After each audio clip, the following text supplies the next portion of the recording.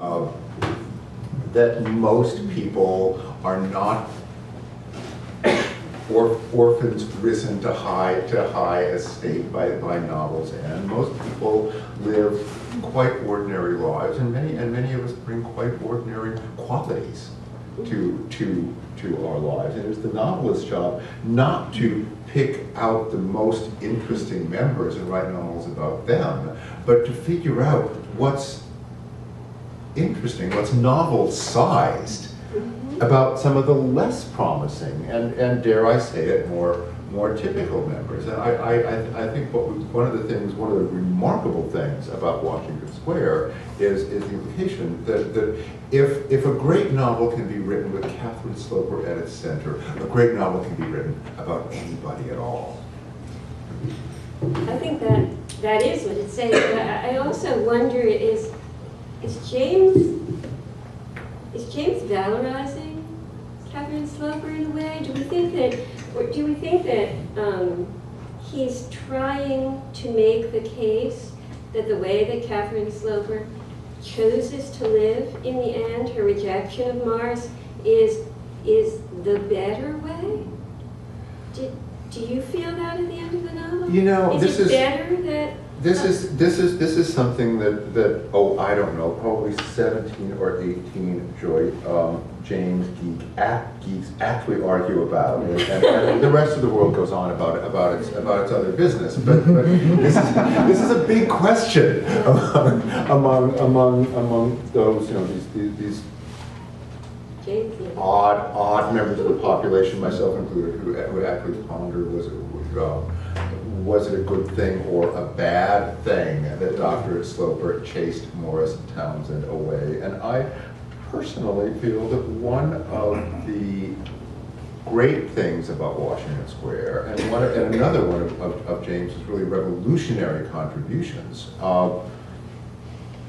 is that we can't tell. We can't tell if it's a good thing or a bad thing. Until James, pretty much every story, even the greatest of them, ends in a marriage or a death. Comes to a good or a bad end. And along comes Henry James saying, I don't know. I don't know. Along comes Henry James understanding that there are no real villains. Suddenly there's no Bill Sykes, there's no Francis Troy, there are no kind of conniving lily-livered characters who screw things up for everybody else. Everybody, Dr. Sloper included, Morris Townsend included, is the hero of his or her own story. And we have the fate of Katherine Sloper, about which it is simply impossible to tell. With Cynthia and I, when we were corresponding, agreed that we both feel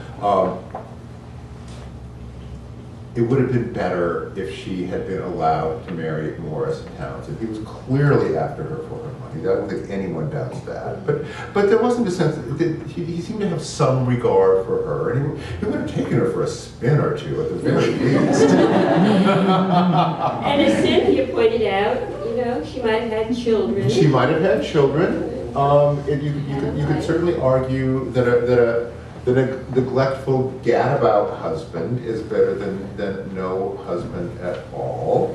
But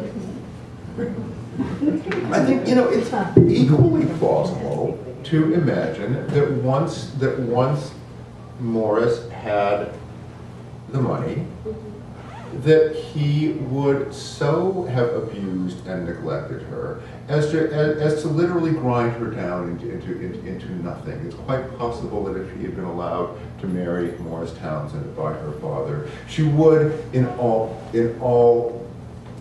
reasonable purposes, have ceased to exist. Her existence was a little bit hazy at best, and that Morris Townsend could just as plausibly simply have obliterated her by humiliating and neglecting her. And she does, in fact, achieve a kind of sort of grand old lady stature. Mhm. She doesn't seem profoundly unhappy, unmarried, and well, again, I mean, I think part of what's great about Washington Square, and much of Jane, but certainly about Washington Square, is we don't know.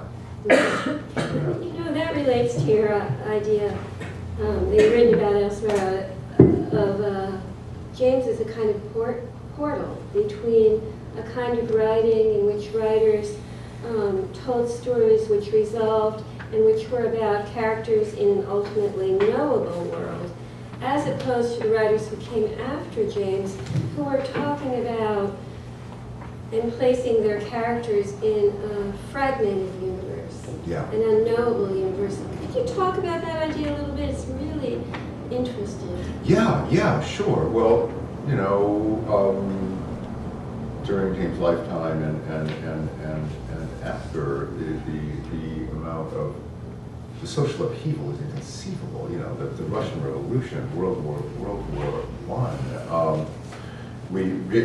James may arguably be the last great writer speaking to us from what felt at the time like an essentially intact world. Like he was the last great writer of the pre-exploded world. And one of the things that I'm aware of specifically in James, that one sees in Jane Austen and almost all the great writers who preceded James, certainly Dickens, is none of them were fool enough, of course, to imagine that a good house and 30,000 a year solved all the problems. But there was a clear sense that a good house and $30,000 a year represented a real sanctuary. That up to and including James, these are stories about little figures sort of struggling across a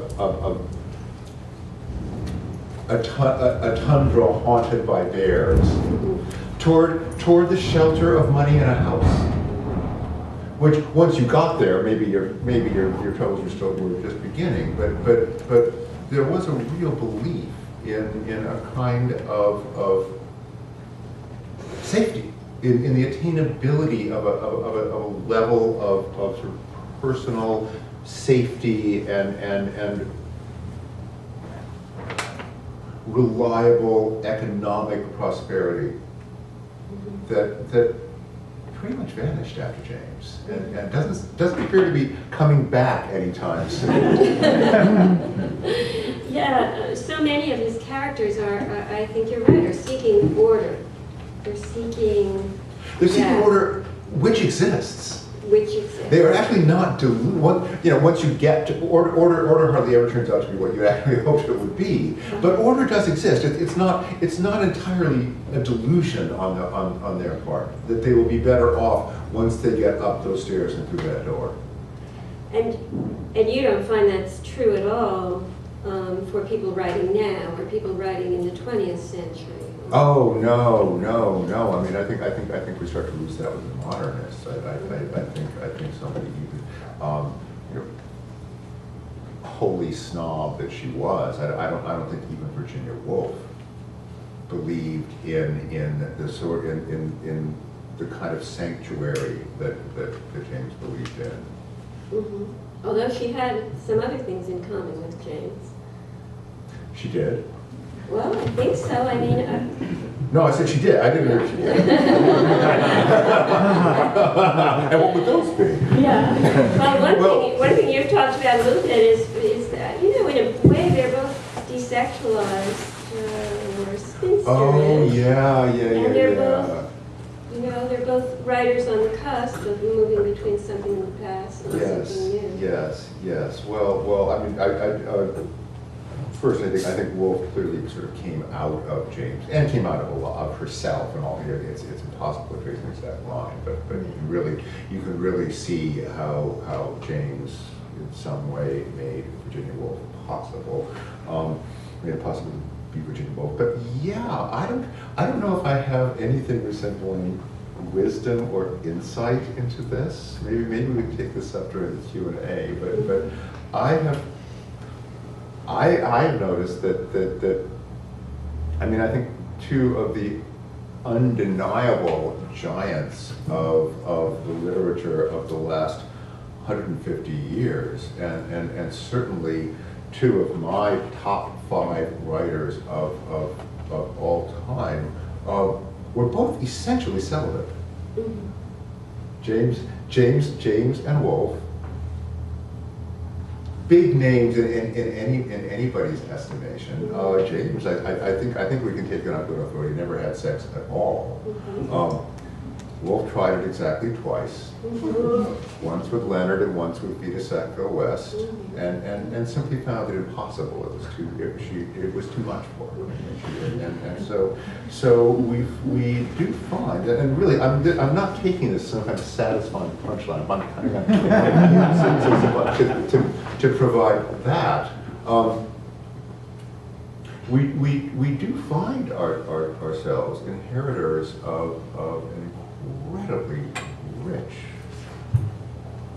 legacy of sort of modern English and American literature, in which sex, though not unaccounted for, is almost entirely absent because these books were written by people to whom sex was simply impossible. Yeah. There are maiden uncle and maiden aunt, and it's of modern literature. Modern literature. Yeah.